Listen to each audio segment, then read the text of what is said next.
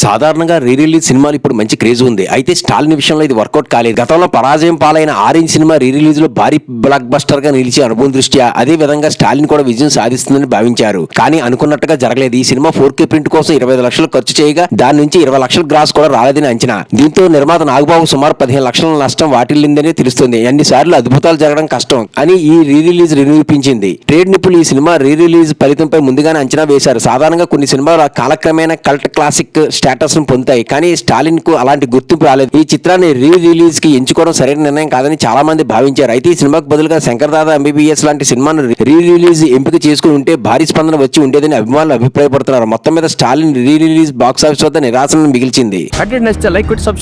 Cinema news కోసం సినీ ప్రపంచం channel ని సబ్స్క్రైబ్ చేసుకోండి. కొత్త సినిమాలు హిట్టా లేక ఫ్లాపా తెలుసుకోవడానికి మా ఛానల్ ని సబ్స్క్రైబ్ చేసుకోండి. సబ్స్క్రైబ్ సినీ ప్రపంచం యూట్యూబ్ ఛానల్.